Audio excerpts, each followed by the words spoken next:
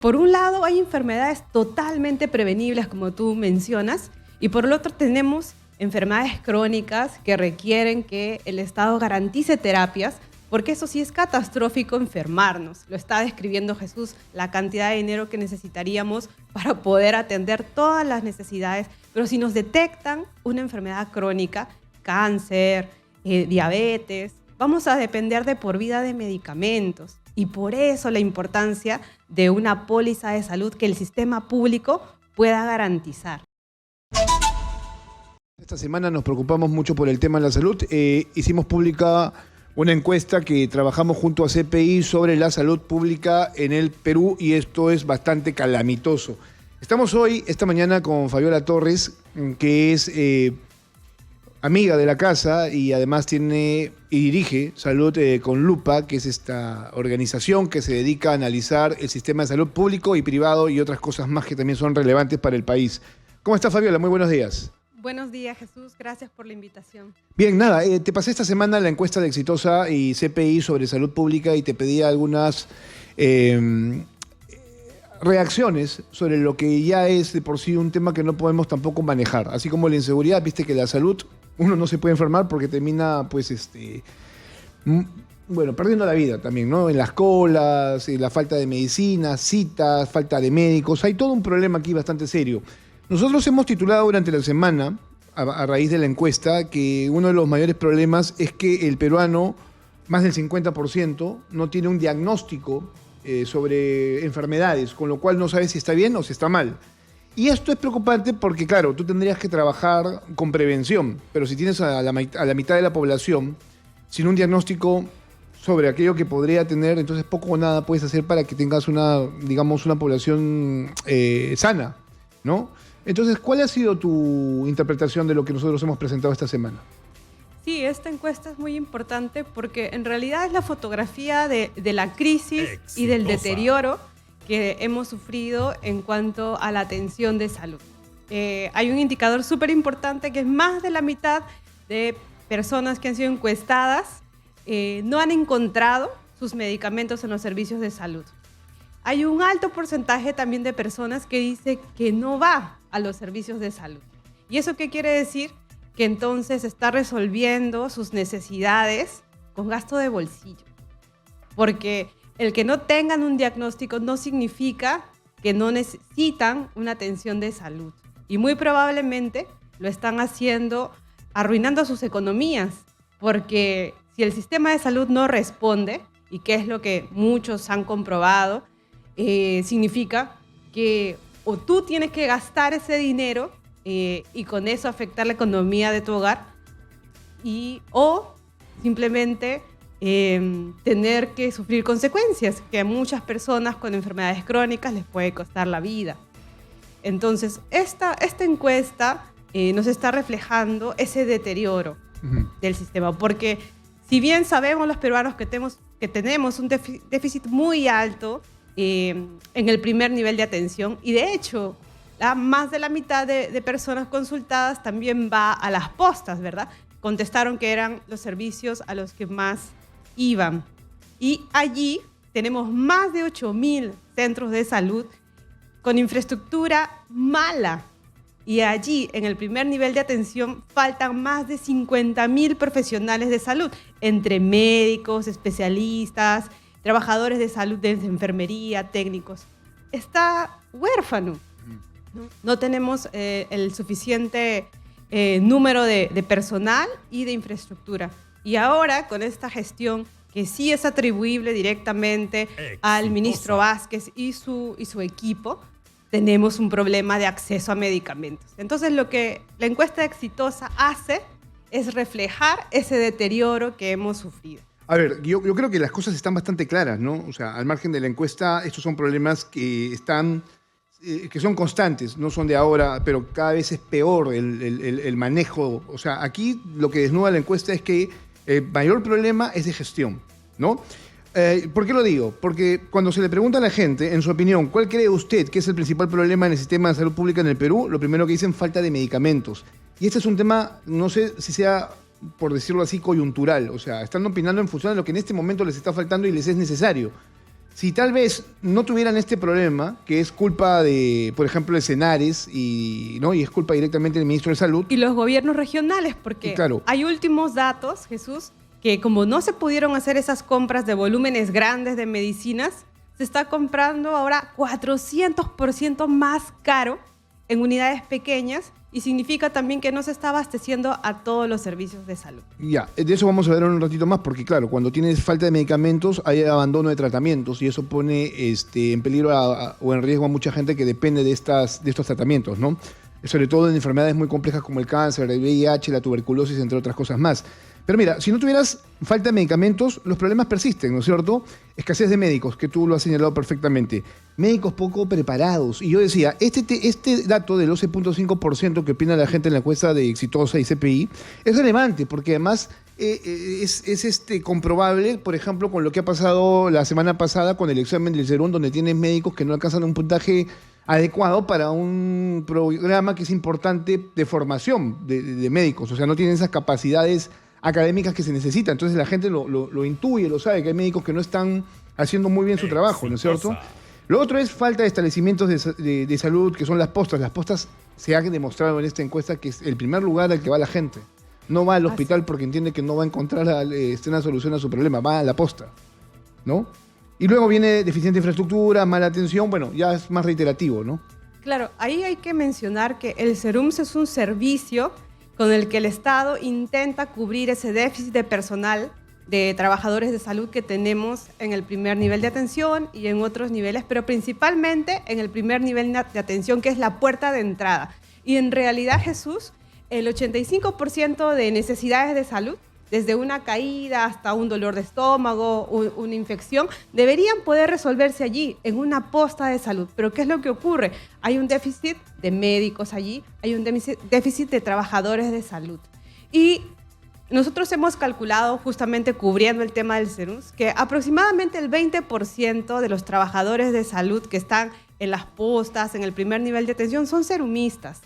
Ahora, esto no es responsabilidad de los serumistas directamente, sino que el Estado también tendría que mejorar los recursos humanos, poder tener plazas de profesionales especializados, médicos de familia, comunitarios en el primer nivel. Sin embargo, como tú mismo lo has relatado y han venido cubriéndose todas estas actividades, se ha deteriorado la evaluación de las competencias de los egresados de las carreras de salud. Y significa que muchas personas que postulan al SERUMS no están capacitadas y... Bueno, pero esto también es un peligro, ¿no? Digo, o sea, personas que ejercen una profesión que tiene estrecha relación con la vida humana, pues te deja mucho que desear, ¿no? Esto ha venido pasando. ¿Y dónde están? Los serumistas cubren puestos que el Estado abandona, porque si vamos fuera de Lima, la mayoría de puestos de salud alejados tienen serumistas para funcionar, de lo contrario estarían vacíos. Entonces, hay una gran responsabilidad, sí, en el Ministerio de Salud. Podría haberse mejorado, Jesús, la prueba, el programa, porque ese programa tiene muchas deficiencias. Los serumistas también van corriendo muchos riesgos, porque, por ejemplo, si hay un médico que tiene que ser enviado al Brain y está postulando al SERUMS, se le paga de acuerdo al nivel de riesgo de muerte, porque hasta las carreteras para acceder a puestos de salud del Estado en el interior del país hacen que sea un trabajo de riesgo. Aquí casi el 90% de los encuestados indica que se atiende en el sector público, tanto con el Seguro Integral de Salud como en eSalud, o sea, ¿no? Y claro, esto también revela que existe todavía este sistema de salud muy diversificado cuando tendría que haber una unidad. Siempre se ha hablado sobre esto, ¿no? De unir el sistema de salud, los hospitales de las Fuerzas Armadas, del Ministerio de Salud, todos en general, para poder tener una mejor atención y capacidad de reacción ante lo que necesita o demanda la población, ¿no? Claro, pero a ver, yo escuchaba sobre esta pregunta hablar al ministro de Salud, decir que esto es un buen dato, ¿no? Decía porque, claro, o sea, la gente está confiando más en el sector público y no es así. En realidad, es lo único que le queda, porque solamente el 2.5% tiene la posibilidad de acceder a un servicio de salud particular. Y no es que sea del todo barato y bueno, ¿ah? En realidad, algo que podemos decir, Jesús, que el país avanzó, pero ahí se quedó, es en la universalización de la cobertura. todos los peruanos tenemos derecho al SIS y por eso estamos cubiertos en una capa primero básica, todos los peruanos, en el Seguro Integral de Salud. Es nuestro derecho por vivir aquí en el país. Sin embargo, como sabemos, hay luego coberturas de salud de acuerdo a las necesidades de distintas poblaciones. Y la población más pobre, los peruanos que no pueden pagarse un seguro privado, tienen que atenderse en el SIS y gestionan ahí su cobertura de medicamentos, sus atenciones hospitalarias, etc. Y lamentablemente ese grupo de peruanos, los que tienen un salario mínimo probablemente y tienen que atender su salud en el SIS, cuando van a una farmacia, ¿qué pasa? No está actualmente el medicamento, que lo dice también la encuesta, y tienen que hacer un gasto de bolsillo. ¿Y qué significa eso? Actualmente, Jesús, estamos en promedio, un peruano gastando 169 soles en medicinas. Es un gasto de bolsillo alto que para un sueldo o un salario mínimo es como el 10% o 20% de los ingresos. ¿Y qué pasa con eso? Empobreces a una familia porque va a ser un gasto que debería estar cubierto por su seguro. Entonces, esa alegría del ministro de decir que hay más personas cubiertas, en realidad, pues, es falsa. No, porque él sabe perfectamente, ¿no?, que la realidad es otra. Hay que ser cínico. Nosotros todos los días cubrimos dos temas importantes para el país. Al margen de la economía, ¿no?, que tienen que ver con salud y las colas inmensas que hay de gente que busca una atención. Y lo otro es seguridad, de lo que estaba hablando al inicio del programa. O sea, no podemos dejar de lado este tema. O sea, mientras estamos preocupados buscando a Vladimir Cerrón, a nivel tanto policial como político, o sea, la gente se sigue muriendo, o sea, los delincuentes siguen matando gente como moscas. Pero bueno, vamos a lo siguiente.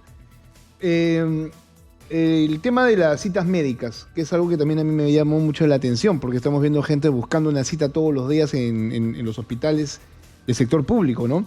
Aquí yo decía, claro, cuando tú le preguntas a la gente, ¿hace cuánto tiempo fue la última vez que tuvo una cita médica en un centro de salud pública? Hay respuestas variadas, ¿no es cierto?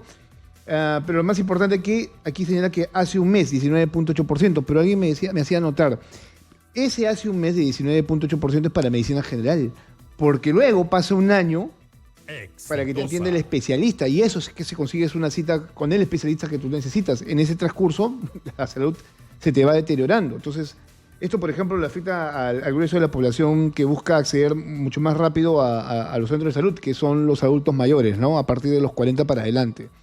Entonces, el 17.8% hace un año está buscando una cita médica, ¿no? O sea, eso es terrible. O sea, ¿qué país puedes tener, ¿no?, hablando de prevención, cuando, o sea, tienes este tipo de problema, ¿no? O sea, ahora, este es el caso de las citas. ¿Cómo quedan, por ejemplo, las operaciones? Claro, hubo una cola larga de personas que necesitaban ser operadas y durante la pandemia se embalsó por la emergencia y ha ido caminando lentamente luego poder ponernos al día de alguna forma en todas las atenciones pendientes. Pero hay algo bien sintomático, Jesús, que por ejemplo actualmente el INEM, que es el Instituto Especializado Central en la que miles de personas se atienden ahí distintos tipos de cáncer, está sufriendo muchos déficits de sus equipos que han postergado atenciones de radioterapia, el resonador magnético no está funcionando. Entonces, los pocos recursos que teníamos o que estamos gestionando en los servicios de salud, se complica el tema de el déficit de equipos, de personal para la atención, ¿no? Bien, mira que esta es una encuesta bastante interesante, es lo que estábamos hablando aquí. ¿En qué tipo de centro de salud pública fue su cita médica, la posta médica? 67.4%, es un porcentaje bastante alto. Siempre se habló, por ejemplo, de fortalecer la primera línea de atención médica luego del COVID, ¿no? Porque ahí se descubrió que era lo primero que accedía a un poblador, una persona, ¿no?, para encontrar medicinas, un tratamiento rápido para solucionar problemas médicos muy rápidos también, ¿no? Pero esto no se ha hecho tampoco. O sea, ¿qué le falta a las postas médicas para hacer hacer un buen trabajo? Te comentaba allí, el 96% de los establecimientos del primer nivel de atención en salud tienen un deterioro o tienen una precaria infraestructura. Y en ese primer nivel de atención, que hay más de 8.000 establecimientos, faltan 50.000 o más de 50.000 trabajadores de salud, entre médicos, técnicos, personal asistencial.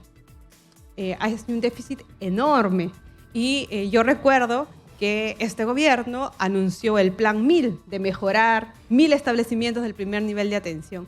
Sin embargo, de eso se rinde poco cuentas y también las personas, como lo refleja la encuesta, están viendo que no hay lo esencial, no hay un personal de salud, no hay medicinas. Entonces se ha avanzado muy poco en atender en el primer nivel. Y si mejoraría, Jesús, el 96% de las necesidades que tenemos, porque muchas personas, esto es la puerta de entrada. Uno va allí por una emergencia, para hacerse un chequeo, por una afección tal vez que va a hacer un diagnóstico mayor para luego ir referenciado a un hospital. Pero no encuentras ese tipo de atención. ¿Y qué pasa? Muchos van a la botica de la esquina y tienen que hacer un gasto de bolsillo. Entonces, el deterioro y la desatención del primer nivel de atención, ¿a quién afecta directamente? A la economía de los peruanos más pobres. Eso es lo que está pasando actualmente. Ok, ese es el problema general, ¿no es cierto?, de fondo que persiste en nuestra salud pública. Quisiera que fuera mejor. Hay en época electoral propuestas justamente de hacerla mucho más estructurada, ¿no?, incluyendo a todos los sistemas de salud que son bastante dispersos, pero no se avanza en ese sentido. Esta semana también se ha conocido una encuesta de Comex Perú, vamos a hablar con ellos más adelante, creo que lo hizo Videnza, si no me equivoco, donde ellos están hablando justamente del incremento del gasto en medicinas, ¿no? O sea, antes de pandemia, es decir, en el 2019 gastábamos entre 136 soles al año por medicamentos y ahora ha habido un incremento del 29%, es decir, que cada peruana gasta 169 soles, ¿no? Ahora, el argumento mayor es el tema de la inflación, pero no tanto así, porque si tuvieras medicinas dadas por el gobierno, o sea, no tendrías por qué tener este gasto, ¿no? Sí, y te cuento un dato, Jesús, que mañana en Salud con Lupa vamos a desarrollar extensamente. Nosotros nos hemos dedicado varios meses a ver la situación de las personas con diabetes en el Perú. Okay. Y el tema de la insulina es grave. Okay, bueno, es grave. Ahí es catastrófico porque son personas que necesitan de por vida tener insulina, una terapia con insulina. Y el gasto es 500 soles mensuales. Sí, a ver, yo por cosas de la vida estoy empezando también a envejecer como todos y entonces tengo que ir al médico y me le he pasado casi todo el mes de agosto en médicos tratando de hacer una evaluación sobre cómo me encuentro físicamente y bueno, muchas cosas me han encontrado. Es más, he parado de hacerme exámenes para no seguir sumando enfermedades. Entonces, a lo que voy es que tengo todavía la suerte de poder pagar un seguro médico que me permite una atención rápida y el otorgamiento de medicina. Sin embargo, todo tiene un costo, ¿no? No deja de tener un costo, así pagues un seguro. Pero claro, yo veo que hay cada vez más personas ingresando a emergencias, ingresando a consultorios por problemas que se podrían haber controlado con anticipación y no tener, por ejemplo, diagnósticos tardíos. Como en mi caso, por ejemplo, yo no sabía que era paciente cardíaco hasta que recién lo he sabido el día de ayer porque no tenía un tratamiento con anticipación, no sabía que mi corazón tenía un engrosamiento y que eso me puede generar un problema mayor más adelante si es que no me empiezo a controlar desde ya, tomando pastillas hasta que me muera, ¿cierto? Entonces, yo lo estoy conociendo recién, aparte de otros problemas que también estoy empezando a enfrentar, producto obviamente de la edad, ¿no? O sea, todos deben saber eso, que a determinada edad uno tiene que empezar a hacer controles mucho más periódicos. Y eso lo tendría que comunicar el Estado, pero no lo está haciendo porque no le da la gana tampoco de hacerlo, ¿no? de comunicarlo. Pero entonces la incidencia en enfermedades, por ejemplo, tú hablas de la diabetes. La diabetes es una enfermedad altamente destructiva para el ser humano. Y sobre todo si tienes condiciones. ¿Qué son las condiciones? Si es que tienes en la familia alguien que te puede heredar este tipo de problemas, ¿no es cierto? O los estilos de vida, porque claro, hay dos tipos de diabetes, pero por ejemplo un estilo de vida sedentario, una alimentación deficiente, ¿no? Hace que muchas personas tengan obesidad y riesgo de diabetes. Pero quería mencionar algo también que ha sucedido esta semana y que refleja la situación del sistema de salud y va en consonancia con la encuesta. Es que ¿cómo es posible que en el país mueran bebés por diarrea? Una enfermedad totalmente prevenible. Esta semana hemos reportado que en Madre de Dios, en una comunidad nativa, han tenido que ser trasladados bebés al hospital de Puerto Maldonado. Uno murió por diarrea y la otra tuvo que ser asistida en un hospital, porque en la posta de salud de la comunidad, que estamos hablando de Yomibato, que es una comunidad que está dentro del Mano, no había un enfermero y no había la atención necesaria. Entonces... Ahora, un cuadro que tranquilamente podrías haberlo solucionado en cuestión de horas, ¿no? Si tuvieras al personal y los medicamentos y la atención que necesita ese peruano, ¿no? Así es. Por un lado, hay enfermedades totalmente prevenibles, como tú mencionas, y por el otro tenemos enfermedades crónicas que requieren que el Estado garantice terapias, porque eso sí es catastrófico enfermarnos. Lo está describiendo Jesús, la cantidad de dinero que necesitaríamos para poder atender todas las necesidades. Pero si nos detectan una enfermedad crónica, cáncer, diabetes, vamos a depender de por vida de medicamentos. Y por eso la importancia de una póliza de salud que el sistema público pueda garantizar. Ahora, el plan esencial de cobertura de salud es bajo. De hecho, lo dice Vidensa en su último informe, es bastante bajo. Necesitaba adaptarse a las necesidades actuales, pero esa gestión también, pues actualmente tenemos un equipo en el MINSA que está administrando la crisis de manera pésima, pero también se está preocupando solo por el corto plazo. El corto plazo y los resultados, los dice la encuesta exitosa, son nada buenos. Así lo ha respondido, ¿verdad? Dice... ¿Qué piensa la gente de la actual gestión pública, del sistema de salud público? Nada bueno. El 80%, si no más, califica la gestión de muy mala, ¿no? Fabiola, te pido por favor, vamos a ir a una pausa y se va a sumar con nosotros César Amaro, que es investigador principal de Vidensa Consultores, a propósito también de esta encuesta que ha salido, bueno, este estudio que salió en paralelo con la encuesta de nosotros. O sea, quiere decir que hay instituciones que están comprometidas, tanto medios de comunicación como otras, en atender este problema, porque bueno, o sea, igual que la seguridad, reclamas más policías, más estrategia, más inteligencia, porque claro, es un problema que está avanzando y que nos está empezando a explotar en la cara y nadie dice nada. O sea, a mí lo que me preocupa es la ignominia, o sea, la falta de respuesta de la población en ejercer su derecho, ¿no? O sea, levantar su voz ante la inacción de funcionarios públicos que no están haciendo nada. O sea, el Congreso, de verdad, tendría que estar preocupándose en estos temas, dándonos algún tipo de respuesta y no la tenemos. Entonces, si los medios de comunicación también están en esa ignominia y están preocupados solamente de mostrar cámaras de seguridad de cómo se agarran a balazos en las calles, pues eso tampoco es que contribuya absolutamente nada en cambiar el panorama, ¿no? Solo contribuye a generar más ansiedad, más depresión. Hasta en eso los medios de comunicación colaboran justamente con el mal sentimiento que vive ¿no? o que impacta la sociedad. O sea, creo que vayamos viendo las cosas en ese contexto, ¿no? En el cual yo lo estoy presentando. Vamos a la pausa, renovamos información y estamos aquí en Éxitos en Lima 95.5 de la FM. Somos la voz que integra el Perú. Soy Jesús Verde. Estamos hablando de salud pública, esa que le debe interesar a usted porque en cualquier momento puede enfermar y puede obviamente estar en la misma situación de miles y no millones de peruanos que no acceden a una cita, medicamentos y que tiene problemas para poder solucionar estos problemas de salud con tiempo. Volvemos. 8 de la mañana con 34 minutos, esto es Éxitos en Lima 95.5 de la FM. Soy Jesús Verde y estamos en Hablemos Claro de los sábados. Esta semana nos hemos dedicado a hablar de salud pública, lo calamitoso que se encuentra el sector y cómo es que está impactando en la vida de cada uno de nosotros y la preocupación que debemos tener, porque en algún momento vamos a llegar al sistema de salud pública y no vamos a encontrar la solución que esperamos. Se lo comentaba Fabiola al corte, que es penoso ver a muchas personas haciendo cola desde muy temprano por una cita, por medicamentos, por seguir sus tratamientos y que el Estado no les responda como debería responderles. Hoy nos podemos sentir invencibles porque tenemos a nuestro favor la edad, pero más adelante no lo vamos a hacer, no vamos a tener la misma condición y entonces vamos a tener que depender de un Estado y ese Estado tendría que mejorar de aquí en adelante. Yo por ahora tengo la posibilidad de pagar, como algunas personas, un seguro de salud y atenderme y encontrar algún tipo de diagnóstico, pero quien no lo tiene se muere en este país. O te mueres porque los delincuentes te van y te matan, o te mueres porque la salud pública no está funcionando.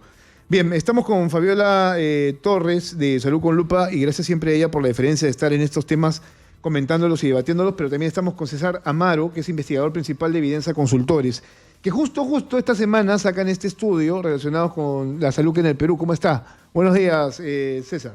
Gracias por la invitación. Encantado de compartir la mesa con Fabiola. Es un honor estar con ella esta mañana y contigo llegando a un tema tan importante. Bueno, estábamos hablando que tanto la encuesta nuestra que hemos elaborado como el estudio que ustedes han realizado están coincidiendo. ¿En qué coinciden? Coinciden. Primero a ver, viendo la perspectiva del lado amable, como comentaba Fabiola, todos tenemos un seguro. 99.98% tenemos un seguro de salud, sobre todo público. Y acá hay un tema importantísimo que el ciudadano de a pie debe saber. Estamos cubiertos por un seguro y en defecto por el SIS, en automático, ¿no? Digamos todos. Eso brinda una cobertura nominal. Sin embargo, eso también sale en los estudios, no hay cobertura financiera, no hay financiamiento, principalmente público, suficiente para que esa cobertura nominal sea real.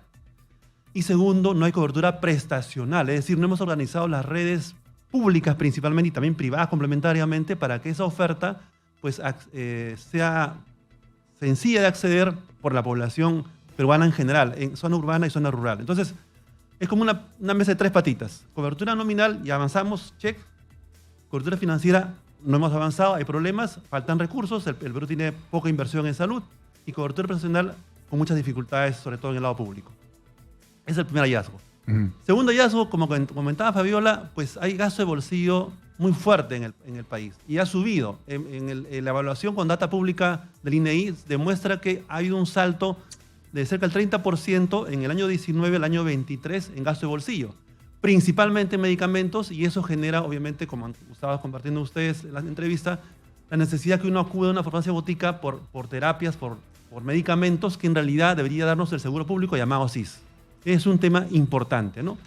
Y tercero, lamentablemente el entorno político desde julio 21 a la fecha ha provocado una altísima rotación de funcionarios, ministros, jefes de senadores, directores generales, y evidentemente en la gestión pública en el Estado, si no hay predictibilidad, no hay una estabilidad mínima, pues no va a haber una buena gestión, por más que sea competente el cuadro técnico que ha sido designado. Entonces hay un problema de modelo y también hay un problema de gestión actualmente.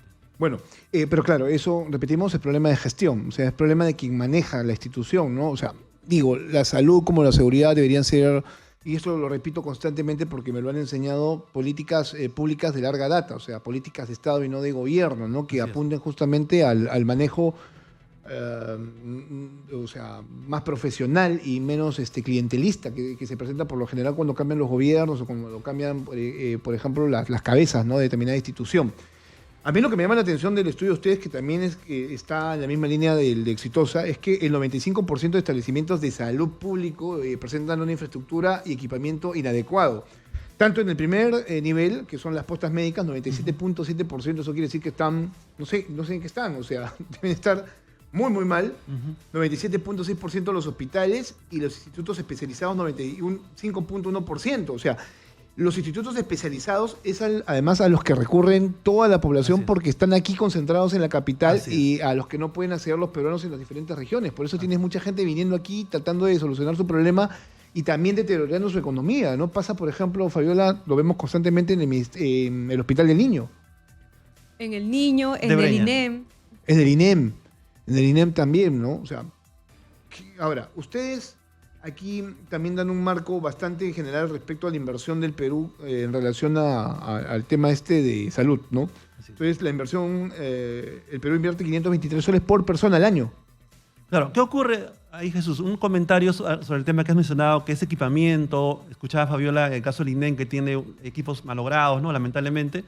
El Perú destina cada año en su presupuesto público rutinario más de 1.000 millones de soles para tecnologías, equipamiento biomédico y relacionados. Es mucho dinero y ojalá sea más inclusive, ¿no? Porque hay una brecha importante de inversión.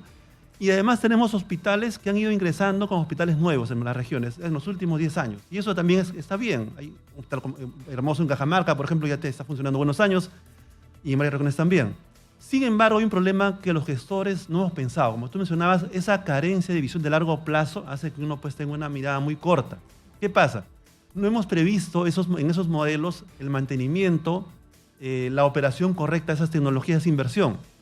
Y ahí pasemos a la fase de propuestas. El país tiene experiencias importantes donde podemos hacer socio público-privado donde empresas que conocen de gestión y de equipamiento y tecnología de seguridad y soporte, pues pueden dar ese servicio. Hay un hospital emblemático, y te invito a que lo visiten los hombres de prensa, ¿no? El Niño de San Borja.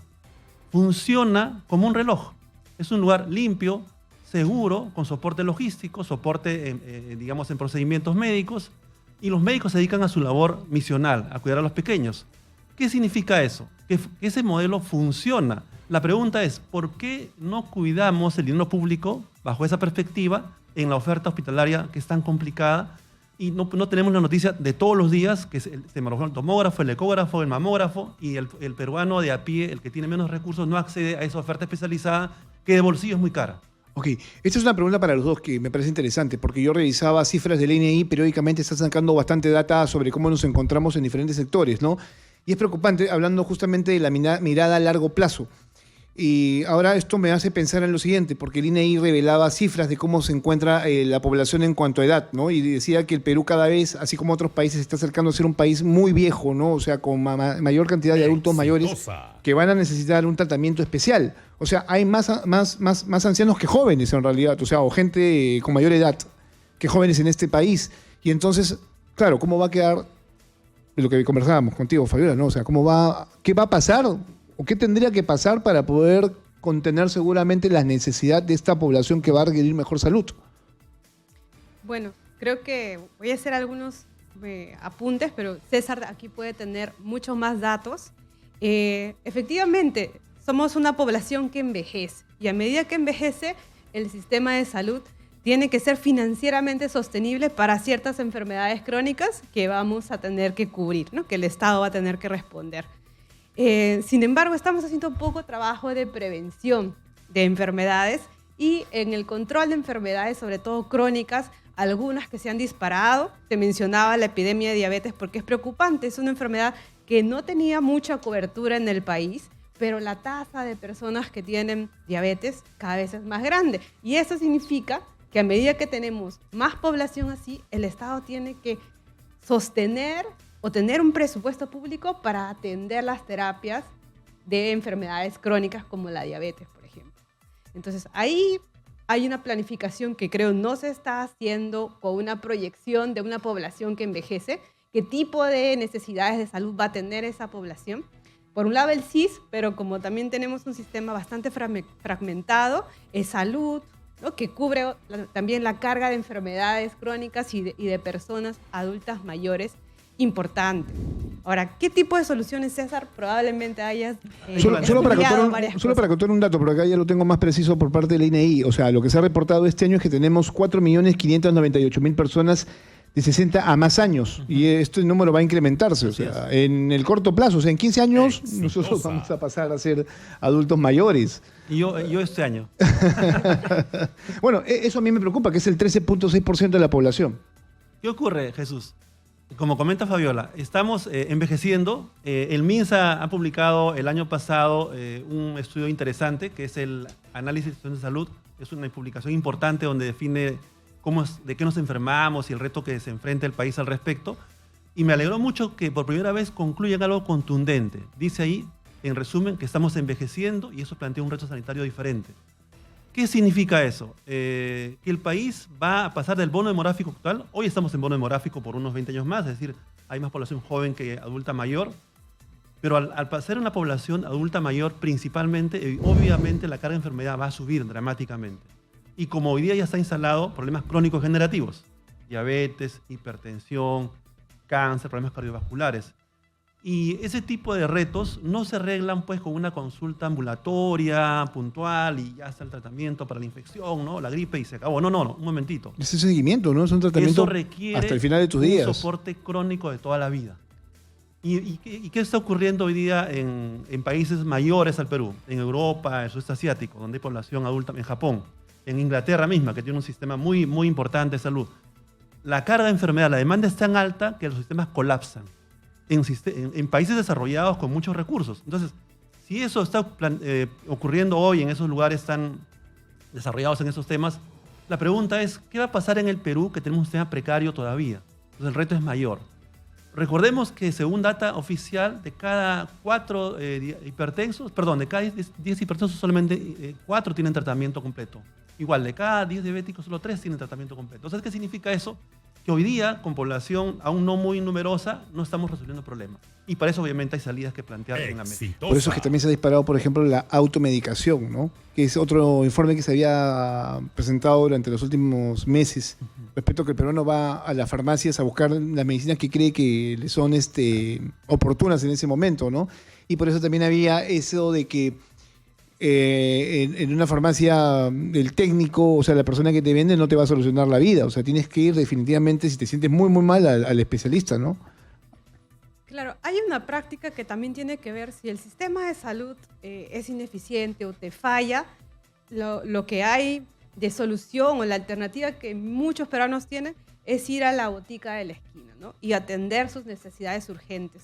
Entonces, eso hace que se incurra también en automedicación y en un gasto de bolsillo y probablemente dejen de ir al sistema a atenderse con un médico especialista y no estén detectándose enfermedades que deberían haberse identificado a tiempo para que pueda atenderse esa persona, mejorar sus condiciones de vida o también sobrevivir a una enfermedad, ¿no? Eso es una falla, es una consecuencia de un sistema que en el primer nivel de atención no está respondiendo bien. Claro, mira, aquí el estudio de ustedes tienen ese dato, ¿no? Que lo acabo de encontrar.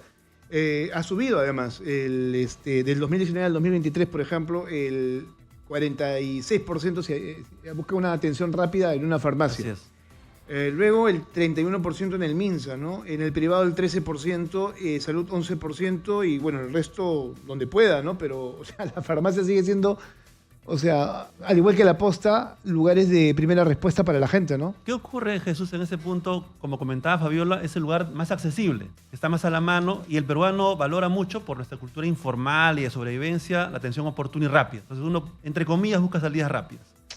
Y eso hoy día puede ser un riesgo, como bien se ha señalado acá, pero también es una oportunidad. Entonces, ¿cómo convertimos a la farmacia en un lugar de salud vinculado a la red de servicios donde uno accede a esas terapias?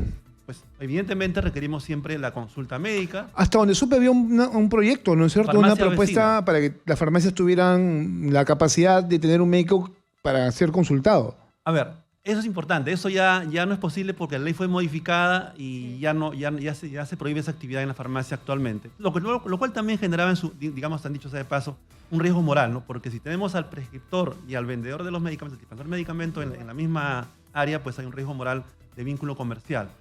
Eso está, digamos, ya está separado.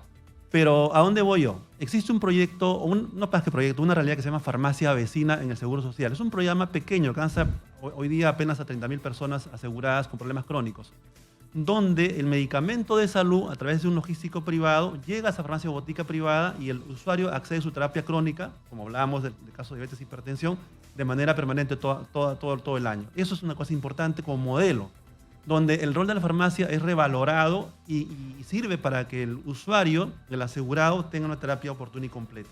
La pregunta es, ¿por qué no extendemos eso que es tan importante, tan exitoso, de una manera mayor en el país y en más regiones? O el modelo brasileño, que el Perú en su momento, en la época del gobierno de Humala, se propuso, ¿no? Farmacia popular, donde en Brasil el brasileño accede a su consulta médica, a su receta, va a la farmacia privada y recibe su terapia de manera inmediata. Ese tema, por ejemplo, podríamos implementarlo en el país y el seguro financiar ese costo receta para el usuario que está acudiendo a ese lugar, ¿no? Bueno, ustedes están proponiendo una serie de... Bueno, tienen ustedes el análisis del problema, al igual que nosotros, y coincidimos en casi todos. Ahora, pero sí plantean ideas, ¿no es cierto?, para poder Salidas mejorar en el corto plazo, ¿no? Promover, por ejemplo, el uso de la receta médica electrónica para mejorar el acceso y trazabilidad de terapias. Algo se ha mejorado, ¿no es cierto? Al menos ya tienes por lo pronto este control electrónico de las vacunas que antes no tenías, ¿no? Claro. Digo que el peruano ya sabe exactamente qué vacunas tiene. ¿Te refieres a las historias clínicas electrónicas? Sí. Sí, es que entiendo acá que es eso, ¿no? Sí, existe. En realidad creo que llegábamos al 2018 al 2%, no sé qué ha pasado durante pandemia, pero ese proceso de que los sistemas, los servicios de salud tengan las historias clínicas conectadas es fundamental, porque desde el primer nivel de atención hasta en el hospital, que puedan conocer tu historia clínica facilita muchísimo la atención. Ahora también hay que ponerse a pensar en una cosa, que esto también es un reto para el Estado, porque estamos hablando de información altamente sensible, que no tendría por qué ser luego materia de, no sé, tráfico de información que se puede presentar y que ya se ha presentado, ¿no? O sea, ¿no te parece a ti que es una información sustancial? El saber qué tiene cada peruano como condición de salud y que podría ser mal utilizado, no lo sé, o sea, me pongo a pensar en ese sentido. Por eso hablo de retos. O sea, actualmente tenemos este sistema, ¿verdad, César? Lo que ocurre es que esta información sí es fundamental, Jesús, que la tenga todo el sistema. No solamente esté aislada en un solo lugar porque no se gestiona bien la información. Y de hecho, es una política del Estado tener la interconexión, las historias clínicas electrónicas. Sin embargo, se ha avanzado poco. Hay un grupo de establecimientos, creo que no pasan de los 1000, que funcionan de esta manera y gestionan mucho mejor la atención de sus pacientes. Yo creo que aquí no pasa tanto por un tema de información privada que podría hacerse pública, sino en mejorar la gestión de esa información que tiene el Estado, pero que no la está usando porque es bastante complejo. Nuestro sistema de salud no está conectado. Tiene lógica, ¿no? Ahí yo quería añadir dos cosas importantes, ¿no? Como comenta Fabiola, hay un esfuerzo del Estado insuficiente. Hemos avanzado apenas 14% y desde el año 19-20 no hemos avanzado más. O sea, hay una meseta donde el MINSA no ha sido agresivo en esa expansión. Y en algo que debemos ser agresivos como país es en digitalizar, porque eso permite transparencia, intercambiar datos y lo demás. Y como tú mencionabas, con la debida seguridad. El país tiene un buen protocolo de manejo de seguridad que controlaría que esa información obviamente no llegue a manos inadecuadas. Y para eso hay pues un tema que se llama redes privadas virtuales que permiten esa seguridad. ¿Quién tiene eso? Las siglas son BPM, red privada virtual. ¿Quién tiene hoy día, Jesús, una red privada virtual? Por ejemplo, es Salud. Ellos desde el año 19 han implementado este modelo de clínica electrónica y han avanzado en toda su red. La pregunta es ¿por qué el MINSA y las regiones no hacen lo mismo? O sea, no hay razón alguna tecnológica ni de economía para no hacerlo. Claro, pero a ver, si tú presentas nuevamente un proyecto de salud universal donde tengas a todos los sistemas ya integrados, tendría que ser, obviamente, ese un pilar, ¿no? ¿Qué ocurre? Eso es una discusión importante. El Perú, como política de Estado, por el Acuerdo Nacional ya hace más de 10 años, definió un modelo de aseguramiento universal en salud. Lo que pasa es que cuando viene un ministro, otro ministro en esos cambios, no hay seguridad en esa política de Estado, lo cual es automático. Y como tú señalas, lo ideal es que todos tengamos esa oferta estandarizada, armonizada en red. Va a ser muy complicado unificar sistemas. Eso es una discusión política enorme que no estamos, creo yo, preparados para hablar en estos momentos. Sin embargo, sí es factible la interoperabilidad, es decir, que la información del MINSA, de las regiones y de salud o de las sanidades policiales y Fuerzas Armadas conversen entre sí. Eso es factible, hay protocolos, el MINSA tiene al respecto rectoría. Lo que no hemos avanzado, no hemos hecho nuestro trabajo es en la parte operativa, esa conectividad, esa interacción real entre cada sistema.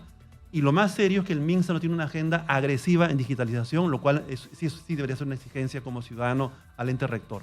Okay. Vamos a hacer una cosa, vamos a hacer una pequeña pausa, vamos a extender esta conversación 15 minutos más, pero quiero escuchar un poco al público también para saber cuál es su punto de vista respecto a la salud pública, y seguramente hay muchos usuarios, miles en realidad, que llaman a la radio aquí para quejarse constantemente del sistema de salud y para que ellos también expliquen exactamente cuáles son las, no lo sé, o sea, las contrariedades que encuentran en esta situación, ¿no?, de la salud pública en general. Los teléfonos van a estar abiertos al 251-9422-467-4499, que son las líneas de Exitosa a esta hora de la mañana. Estamos conversando con Fabiola Torres y con César Amaro sobre un problema que nos toca a todos, y si no nos toca por ahora, nos tocará más adelante. O sea, el mañana no es tan lejano. Así que esto es Exitosa en Lima 95.5 de la FM. Soy Jesús Verde, esto es Hablemos Claro, una pequeña pausa y regresamos. Esto es Exitosa en Lima 95.5 de la FM, somos la voz que integra el Perú. Soy Jesús Verde y estamos en Hablemos Claro de los sábados, tocando más de fondo el tema de la salud pública, a propósito de dos estudios que han salido, el nuestro, que es el de CPI, que la encuesta ha sido bastante contundente y comentada durante esta semana de manera transversal, no solamente en Lima, sino en todo el Perú, y de los amigos del COMEX y Videnza, consultores que hacen también un análisis del sistema de salud pública, y estamos coincidiendo en muchos aspectos. Conversamos con Fabiola Torres de Salud con Lupa y con Carlos Amaro, investigador de Videnza Consultores. Vamos a abrir en unos minutos más los teléfonos rápidamente al 251-9422 y 467-4499 para que usted opine también sobre lo que piensa de la salud pública en el país. Pero antes que nada estábamos conversando sobre algo que es importante, ¿no? O sea, si no mejoramos ahora la salud pública, en los próximos 10 años vamos a tener un problema bastante crítico, ¿no? Y es que las personas no van a poder acceder a salud pública de calidad. Entonces, lo que te va a quedar es morirte, o como tú bien dices, César, o en la calle o ir al hospital a morir simplemente para eso. O sea, no va a haber ningún tipo de prevención y todo va a ser bastante difícil de asumir. Fabiola. Bueno, sí. Hay que poner un ejemplo. Muchos vieron cómo se han gestionado emergencias en el país. Exitosa. Vayamos a la de dengue. ¿Qué pasa cuando una persona es sintomática y se va complicando? Y no es atendida en el primer nivel de atención. Llega a un hospital para buscar una cama UCI y no las tenemos. Entonces, si el sistema de salud no puede responder y darles una atención a tiempo, el gasto que se hace y también el riesgo de deterioro y de muerte de una persona es mayor cuando se complejiza. Entonces, lamentablemente, casi todas las respuestas del sistema de salud se complican y no atendemos a tiempo casos como el dengue, ocurrió con la COVID.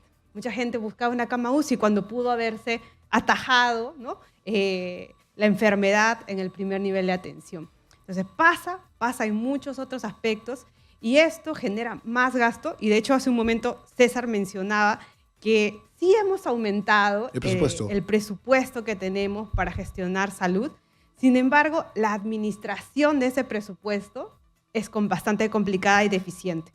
Si vamos a ver incluso a nivel nacional, en gobiernos regionales vamos viendo cómo se ha ejecutado el gasto en salud. En algunos casos no se ha ejecutado, ¿no? Se devuelve al Estado y se dejan pasar oportunidades y se descontinúan políticas de salud.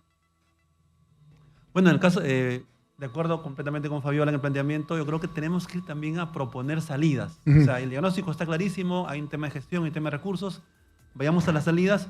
Un primer aspecto quizás sea que nuestra política de aseguramiento sea fortalecida y que el Seguro Integral de Salud sea un verdadero seguro, con autonomía, con fondos, con recursos y con una buena gestión.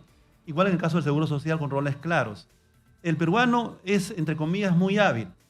Salud tiene una alta presencia de ancianos, no porque hayan sido asegurados formales en un modelo contributivo, sino porque han entrado por la ventana, por la habilidad peruana, entre comillas, de ser asegurados porque saben que ahí hay una cobertura mayor. Y eso es real, lamentablemente. Entonces, ¿qué cosa genera este tipo de prácticas? Colapso de los sistemas, de financiamiento y obviamente empobrecimiento de la atención. Claro, porque los sistemas tienen un presupuesto límite y tienen que, pues obviamente, usar, tienen un número que va más allá de ese límite. Hace un esfuerzo mayor porque, como hemos señalado ya, una persona adulta mayor tiene una demanda más grande y más compleja. De eso vamos a conversar en unos minutos más para que el público lo entienda cuál es el real problema y por qué estamos preocupados de que esto cambie. Vamos a recibir llamadas a esta hora. Hola, buenos días. Hola, Jesús Verde, buenos días. Gracias a Fabiola, gracias también a tu otro invitado. Te saluda Luigi Peso de Pucallpa. Y yo pienso que el sistema de salud está en SOS hace mucho tiempo y sobre todo los sistemas de atenciones deben de ir mejorando porque han colapsado. En Italia hay ejemplos donde la salud, el médico llega a tu casa, la medicina llega a tu casa. Los sistemas de atenciones de salud no son como los del Perú, tanto en el CIS como en el MINSA, que tiene que demorar la cita para un cierto tipo de especialidad. 1 mes, 2 meses, el paciente llega mucho más grave y con un sistema de estado de salud complejo. Frente a eso, el presupuesto que asigna el Estado tal vez es insuficiente. Son 241.000 millones de soles que se ha previsto en el Congreso de la República para el año fiscal en temas del sector público y dentro de ello el tema del sector salud parece ser que no alcanza a poder distribuir su presupuesto como debe ser. Hay falencias, incompetencia, incapacidad de funcionarios que no pueden comprar medicina, las infraestructuras hospitalarias se construyen y quedan polarizadas. La parte de equipo profesional en algunos casos no están preparados para atender a una demanda de una innovación hospitalaria. En Ucayali, por ejemplo, tenemos un mega hospital que está siendo construido, que espera ya más de 8 años, que llega a un presupuesto de 500 millones, de lo que inicialmente era 340 y tantos millones. Y no se puede utilizar, destrabar la cuestión pública para las contrataciones, el avance de las obras. Y el sistema de salud de citas debe mejorar de manera urgente. Eso es mi opinión. Bien, caballero, muchas gracias. Bastante informado el señor respecto a lo que está pasando con la salud pública en el país, la tiene bastante clara. Una llamada, buenos días. Hola. ¿Cómo está, Mira, caballero? de acuerdo a mi opinión, es que Salud y el Ministerio de Salud está podrido, ¿ya? Está lleno de corruptos, así como los que están hablando diciendo que el presupuesto está mal hecho. ¿Por qué no hablan de los médicos que tienen consultorios privados y se llenan de plata? De las enfermeras que maltratan a los pacientes. Solamente para pedir aumento hacen sus huelgas disfrazados de bienestar para el paciente. Y eso es mentira y lo sabe todo el mundo. Está podrido el Ministerio de Salud y de Salud. Gracias. Bien, gracias. Bueno, hay molestia, obviamente, Sí, claro. sobre... ese es uno de los temas que nosotros también hemos resaltado, el tema de la mala atención, ¿no? La Contraloría ha identificado por varios años que lamentablemente en hospitales de Lima los médicos especialistas de varios consultorios no estaban presentes, ¿no? Y como dice el caballero, pues eso genera abandono de servicio, eso es una falta muy grave y obviamente afecta a la población. ¿Por qué? Porque tiene una práctica privada simultánea. Entonces la pregunta es, ¿qué hacemos ante ese escenario? ¿No? Porque es correcto, o sea, el trabajador tiene derechos laborales que hay que respetar y hay que promover, pero también tiene deberes. Entonces, ese equilibrio justo entre derecho y deber del sector público tiene que ser controlado de una manera Claro, apropiada. pero a ver, si un médico no cumple con su horario, eso no está bien, o sea, Claro. amerita una sanción, Así porque es. para eso le está pagando el Estado, ¿no? Pero eso a la vez requiere un monitoreo digital. Ujú. Cuando hablamos, por ejemplo, de historia clínica electrónica, y Fabiola lo mencionaba, pues si uno tiene ya un vínculo en línea a la labor del médico, del enfermero, del nutricionista, del trabajador de salud en general, pues eso obliga a una presencia efectiva online. Entonces obliga al trabajador a estar siempre en el horario adecuado y con los tiempos apropiados. Entonces la digitalización permite la transparencia en el desempeño y es un tema que deberíamos avanzar, ojalá pronto, ¿no? Me gusta que el público participe y que además nos permita saber exactamente cuáles son sus sensaciones y emociones respecto a esto. Hola, buenos días. Señor, a todas las personas que están dirigiendo hoy en la mañana, yo soy un adulto mayor. Quería mencionarle el estado calamitoso en el que se encuentran los hospitales y los centros de salud acá en Cono Norte, acá en San Martín y Los Olivos. Yo soy una persona adulto mayor, tengo toda la experiencia para comentarle, principalmente en las atenciones de las citas. Uno tiene que, señor, en el Hospital Marino Molina o en Negreiro o en el Coyique, el señor tiene que hacer su cola de un día a otro, tiene que dormir en el hospital para poder conseguir una cita. Más aún peor cuando se trata de especialidades, por ejemplo, de rayos X o otras especialidades. Te tienen que sacar cita y te van a dar una cita de 2-3 meses. Yo me acuerdo, a mi esposa una vez le dieron cita un mes de febrero para el mes de octubre. Eso era algo increíble, la desesperación de la gente. Muchos de ellos fallecen en el proceso con esas enfermedades que nunca llegan a tener una cita, porque en realidad el seguro y el MINS están en el estado calamitoso. Uno quiere adquirir una cita en un centro de salud de primera, uno tiene que sacar cita igualita en los hospitales, no encuentra cita, no hay médicos. Y algunos centros de salud no hay ni siquiera médicos, atienden solamente enfermeras, y ese es el colmo de las cosas, señores. Es una cuestión que deberían declarar en emergencia el proceso de salud. Eso es acá en Lima, señores, en San Martín, Bien. acá en Los Olivos. Bien, caballero, muchas gracias por su participación. A mí lo que me llama la atención, Fabiola y César, sobre esto que ha comentado el señor, es que prácticamente algunos adultos mayores tienen que hacer tours por diferentes hospitales buscando citas. Se han mencionado 3 en el Cono Norte. Imagino que el señor debe haber ido a múltiples hospitales para tratar de atender a su esposa. O sea, esto también se da. Así es, y ese descontento que expresa el señor, que es un adulto mayor, y esa sensación que tiene que el personal es indolente, es pues la consecuencia de lo mal administrado que está el servicio de salud y el sistema en general. Y aquí hay dos cosas, ¿no? Por un lado, si bien hay un déficit muy grande, por otro también creo que hay que mejorar muchísimo en el trato. Porque cuando una persona va a un servicio de salud, pues está en un estado de vulnerabilidad, y más aún cuando son adultos mayores. Y esa sensación de tener un personal que es bastante áspero, que es indolente, causa muchísimo también un impacto muy grande en las personas. De hecho, ese problema hay. Me ha pasado. Y otro punto que voy a decir que lo he vivido en primera persona, ¿qué pasa cuando un servicio de salud, el especializado, voy a hablar del Instituto de Ciencias Neurológicas, el Mogrovejo, ex Mogrovejo, no tiene en su servicio de emergencia tomógrafo?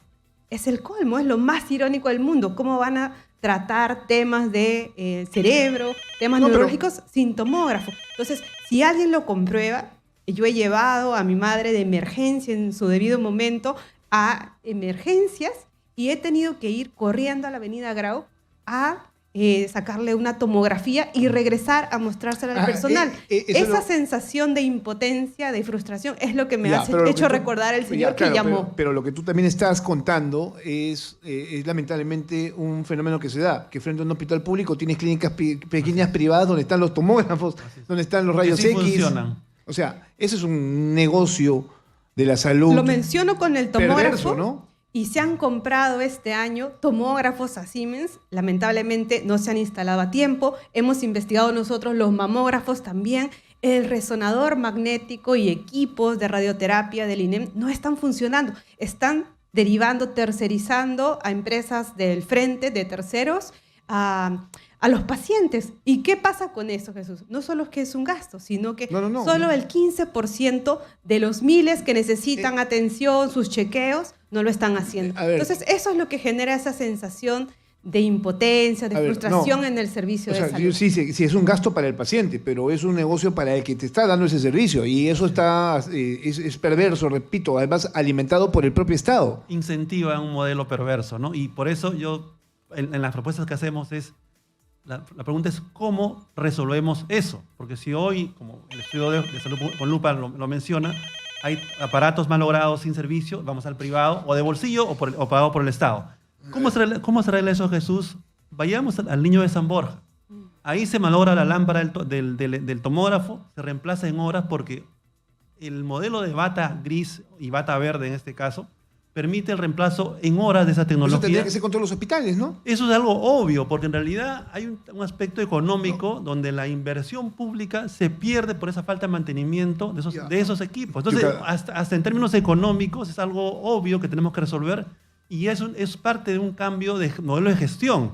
Porque ¿qué hace el Estado normalmente en la parte logística? Hacemos lo de siempre. Repetimos lo que clásicamente hacemos, es contratar con nuestro conocimiento limitado oferta especializada. Y eso, como sabemos todos, es tecnología sofisticada y con todo respeto, un logístico que maneja pues, cosas muy sencillas no tiene capacidad para tener un contrato especializado.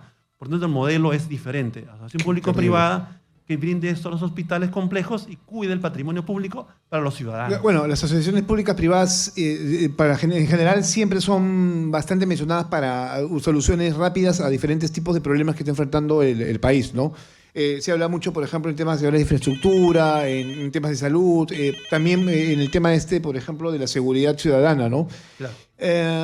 Permíteme, por favor, vamos a recibir llamadas del público que está bastante interesado en el tema. Hola, ¿cómo está? Muy buenos días. Exitosa.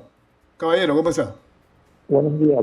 Para informarles un panorama general de lo que es el problema de salud. Soy personal de salud ya con bastantes años trabajando y vamos a verle un enfoque general.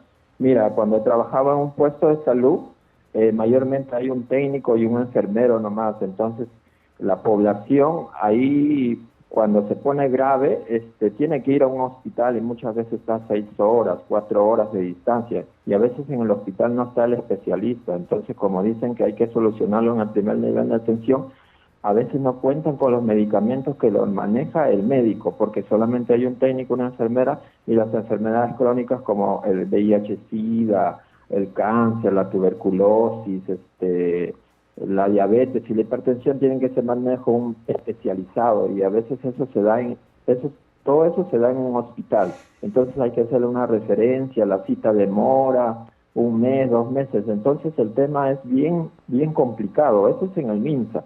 El ministro de Salud puede decir que tenemos 20 millones o 30 millones de que están asegurados así, pero de esas 20 millones, ¿cuánto asisten verdaderamente a esos establecimientos? No existen ni la mitad. No van, prefieren ir a una botica, a un consultorio particular, porque el gasto que se van a ir hasta trasladar a una provincia es bien caro para ellos. Es perder 1 día, 2 días, a veces no encuentran al doctor, entonces ellos viven del día a día, los que están asegurados al MINSA, la población más pobre. Eso hablando del MINSA. Y hablando de la salud también es bien complicado, porque los hospitales de la salud solamente están en la provincia, pero si hablamos de todos los distritos, los miles de distritos, tienen que transportarse a la provincia donde está el de salud, y muchas veces no cuentan con el especialista, ¿no? Tienen que ir a la capital del departamento, ahí donde cuentan con el especialista. Y a veces, por ejemplo, yo me he ido a La Salud y el oftalmólogo o el urólogo me ha dicho: no hay el equipo, solamente te doy una medicina nomás y saca tu referencia para el otro mes para que vayas al hospital. Mira, así es el problema. Y si hablamos del cáncer, la tuberculosis, enfermedades como la diabetes, se complica más la situación. Yo veo que el problema de la salud hay que verlo desde un punto de vista amplio. Y hablando con el personal médico, no se van muchas veces a la selva, a la provincia donde he trabajado lejos, no se van, porque ellos mismos me dicen: mira, si a mí me pagan en Lima 5.000, acá me están pagando en la selva, en Yurimaguas o por el Alto Tuntús, en Amazonas, me están pagando la misma cantidad, mejor me quedo en Lima, dicen. O sea, esa es la realidad, y por eso es que en esas zonas de la selva, de la sierra, los lugares, no hay el personal de salud, porque el personal de salud también busca su remuneración por el traslado, los pasajes, la comida, la estadía. Entonces ellos se centralizan. Todo el aparato del personal de salud está centralizado solamente en la costa y en Lima mucho más. Por eso que el personal de salud, si vamos a la selva, Loreto, Madre de Dios, parte de la sierra a altas alturas, no cuentan con personal de salud médico. Solamente hay un técnico o una enfermera o obstetra, nada más. Entonces eso problema hay que verlo desde un punto de vista amplio, ¿no? Bueno, gracias. Me gustan las participaciones del público que está siendo bastante criterioso respecto a lo que está pasando con un sistema que nos toca a todos, sobre todo este último, ¿no? Que tiene pleno conocimiento de lo que sucede. Este tema, ¿no? Yo voy sacando algunas conclusiones respecto a lo que pasa. En principio es tiempo que se pierde, es dinero que se pierde. Y esto, obviamente, tendría, digamos, una solución si hubiera una mejor gestión, como ya lo hemos venido conversando desde un primer momento, ¿no?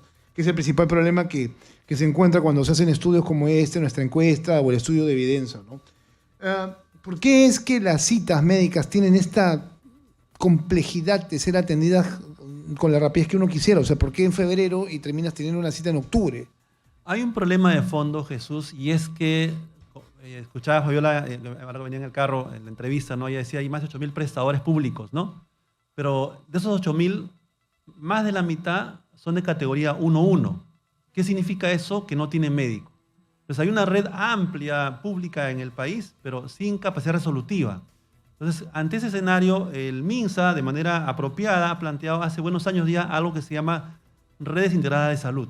Es decir, la posibilidad de actuar en red, como comentaba uno de los oyentes. Hoy dice: en Italia hay médico comunitario que va a las familias, a las casas. Ese modelo es un modelo complejo, pero es un modelo necesario. ¿Qué significa eso? Que tenemos que lograr una oferta más comunitaria, más cercana a la ciudadanía, que supere este tema del atolladero que está mencionando el oyente, ¿no? Escúchame, Fabiola, César. Una de las cosas que se estaba conversando aquí, y lo dijo en la última llamada, ¿no? El último oyente, el hecho de los médicos, ¿no? O sea, que buscan estar donde se sientan mucho más cómodos porque no existen los incentivos.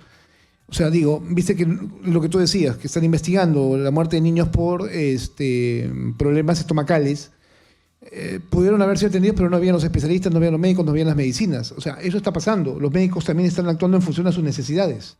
A ver, hay dos cosas. Hay un déficit, sí, de personal de salud, de recursos humanos en todos los establecimientos de salud. Primero, en el primer nivel de atención y también en los otros niveles.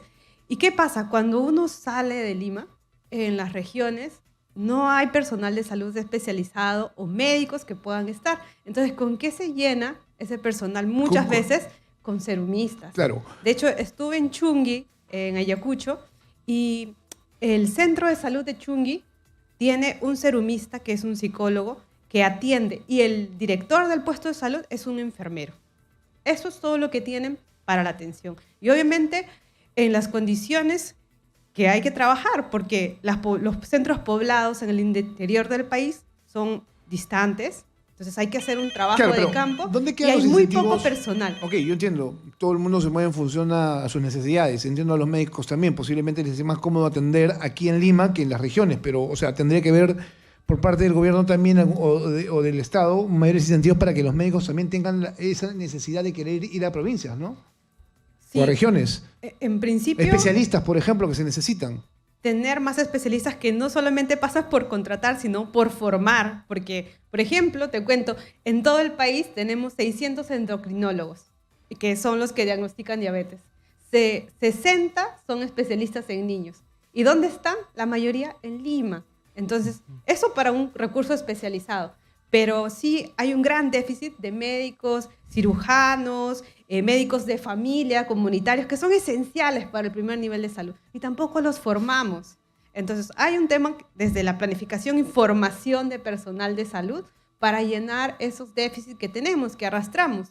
Entonces, ahí creo que, como lo ha mencionado César, tenemos varias experiencias sistematizadas, documentadas, de cómo se puede reformar, de cómo podemos empezar a hacer mejor las cosas.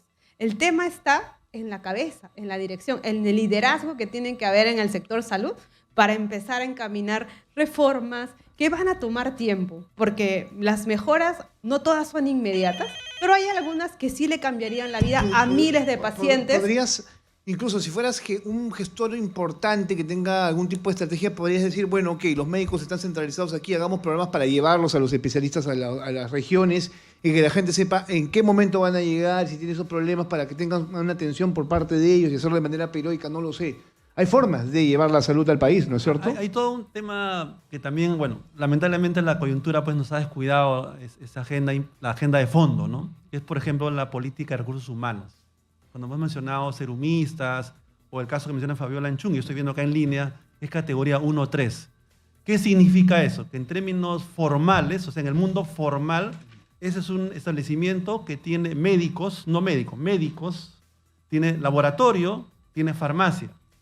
Pero Fabiola está encontrando un lugar, y con el mayor respeto al equipo que está ahí, que no tiene capacidad resolutiva. Es decir, no tiene médico, no tiene seguramente laboratorio. O sea, para hacer la categoría, o sea, la categoría es básicamente el nombre.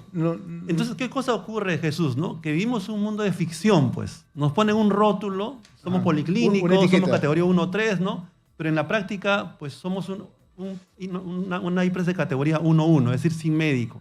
Y eso, obviamente, como decían los oyentes, no resuelve y genera colas. Entonces, ¿qué hace el peruano común y corriente? Va al hospital o viaja, ¿no? ¿Cuántos pequeños, por ejemplo, hay en el Niño de Breña haciendo cola, acampando en la calle? Vienen de muchos lugares del país, porque como bien dice Fabiola, el experto está aquí en Lima. No lo tenemos en Loreto, ni en Puno, ni en Ucayali. Entonces, eso obliga a un modelo centralista que es perverso. ¿Cómo se rompe eso? Con propuestas diferentes. Y un tema que hemos señalado acá es redes integradas de salud, para abrir ese molde y manejarlo de una manera diferente. Hay salidas para esto, Jesús, de verdad. Y eso hay que ponerlo en la mesa, ojalá con cierto tiempo. Bien, vamos a recibir 2 llamadas y ya vamos concluyendo también, porque creo que nos hemos extendido demasiado apasionándonos en este tema de la salud pública, pero creo que es importante tomarse, ¿no?, esos espacios para poder conversar con el público también. Hola, buenos días, ¿su nombre? Hola. ¿Aló? Caballero, ¿cómo está? Sí, buenos días. Le habla un médico traumatólogo del Hospital Hipólito Unanue. ¿Cómo está? Lo escuchamos. Sí, soy el doctor Abel Espinosa Coronado. Y en resumen, le voy a dejar algunas perlas. Mire, nosotros nos quejamos mucho de que hay muchos minusválidos, todo. Pero ¿sabe qué? Un paciente que no se opera el cartílago de la rodilla de la cadera en 3 semanas, ya queda minusválido. Y todos los hospitales, todos sabemos que mientras el CIE le compra el material, demora 1 mes, 2 meses. Claro, para una pierna, un brazo puede ser, pero no para una articulación. Un minusválido más. Segundo, mire, yo le agradezco mucho a Exitosa, porque fue el único medio, gracias al doctor Camacho Perla, Exitosa me conocen, que el Hospital Hipólito Unanue, Prado Chico, adulteró una historia. Y 3 ministros, la doctora Patricia García, el doctor Abel Salinas, que sale a cada rato, y la doctora Tomás, que es directora del Hospital del Niño, le encubrieron. Pero es grave, ¿sabe por qué? Es una muerte. Y bien clara está la auditoría. Pero yo, como tengo estudios también, porque también estudio Economía y Derecho, a mí la jueza me va a juzgar 2 años de no ser médico. Y están como locos en el ministerio que pida prescripción. Pero no lo voy a hacer, ¿sabe por qué? Porque eso es un delito de cárcel. Y tendrán que responder los 3 ministros, el director Luis Miranda y los responsables. Es una cosa increíble. Otra cosa, mire, en el hospital, aunque usted no crea, yo hago turnos mañana y tarde, atiendo 50 pacientes, ¿ya? Inclusive el mismo hospital en gestión anterior me obligara a que atendiera menos. ¿Se da cuenta? O sea, hay una hipocresía tremenda en el mismo ministerio, ¿ya? ¿Por qué? Porque todos los que trabajan ahí o son familia o algo, porque no me entiendo cómo una paciente puede morir, adulteran la historia y que 3 se encubran. Señor Jesús Verde, yo le hago conocimiento de esto porque esto ya empieza. Okay. Ya tengo mis abogados, todo. Okay. En resumen, doctor. el Hospital Hipólito Unanue adulteró una historia y 3 ministros la encubrieron. Okay. Pero lo que fue de que pasó al Poder Judicial con documentos adulterados. Bien, eso se tiene que investigar y dilucidar en el tiempo. Solamente permítame hacerle una pregunta, doctor, ya que usted señala de que atiende 50 pacientes al día. 150. ¿150? ¿Se le puede dar a 150 personas un diagnóstico, digamos, correcto? O sea, quiero tratar de entender si con ese número tan grande de personas o de pacientes uno puede, como doctor, o sea, atenderlos de manera adecuada y hacer ese seguimiento. ¿Se fue el doctor? No, acá estoy. Sí. Mire, no, les explico lo siguiente. Yo hago turno mañana y tarde. Ya, entonces es tanta la demanda y los médicos solamente tenemos derecho a atender 32. ¿Ya? Yo atiendo 50. En la gestión anterior me llamaron la atención porque debía atender menos. Y claro, el jefe dijo, ¿acaso hay algún documento que escrito? ¿Se da cuenta la doble moral que hay en el ministerio? Sí, pero la pregunta va si se puede atender correctamente con ese número de pacientes, o sea, darles un diagnóstico adecuado. Claro, lo que hago es ya no salgo a almorzar, llevo mi almuerzo y me quedo 1 hora más en el hospital. Bueno, gracias por eso, doctor. De cierta manera, tiene un tema legal que atender, pero lo otro también es un tema de compromiso. Ahora, se puede, atender con la calidad que requiere un paciente, o sea, ese tamaño importante de personas que llegan a su consultorio. O sea, él no me lo ha dicho correctamente, no sé claramente, pero a mí me quedan las dudas, ¿no? Bueno, él ha tocado 3 temas, yo voy a comentar solamente sobre... ¿Cuánto tiempo se demorará por paciente? Porque por lo general son 30 minutos, 40 minutos, ¿no? Claro, el especialista, como el caso del doctor, es un tiempo mayor, ¿no? Digamos que, si no recuerdo mal, son 3 por hora, ¿no? El médico general es creo que 4 por hora. Pero, como bien señalas, hay necesidad pues, de darle un tiempo para cada paciente en su consulta. Lo que él está intentando decirnos es que con esfuerzo se puede dar una cobertura mayor en la atención. Y tocó un primer tema que me parece importante destacarlo. Él señalaba que llega un paciente que requiere una cirugía por un traumatólogo, es decir, alguien que requiere pues dispositivos médicos, tornillos, placas, ¿no? etcétera, que son de la especialidad, que en la operación se necesitan para que esa fractura sea resuelta. Si eso no se arregla en un tiempo corto, pues se forma un callo y, como bien señalaba él, se complica todo. ¿Qué pasa hoy día en nuestro país, Jesús? Cuando un pobre llega roto, fracturado a un hospital, La logística se demora meses por esas tecnologías y obviamente genera dolor, sufrimiento y gravedad en esos pacientes. Es un problema, entre comillas, que debe enfrentarse de otra manera nuevamente. Bueno, se me fue el tiempo, la verdad, nos van a levantar del aire. Gracias, Fabiola, por estar esta mañana con nosotros y a ti también, César. Gracias por tomarse este tiempo para hablar con el público exitoso y para tener, creo que, un buen mensaje, ¿no? Que en este caso todos deberíamos estar preocupados y exigir, obviamente, a la autoridad, al que maneja el país, que ya, ¿no es cierto?, pueda a empezar a resolver esta situación que a la larga nos va a terminar impactando a todos. Todos vamos a necesitar en algún momento de la salud pública y que esa sea de calidad.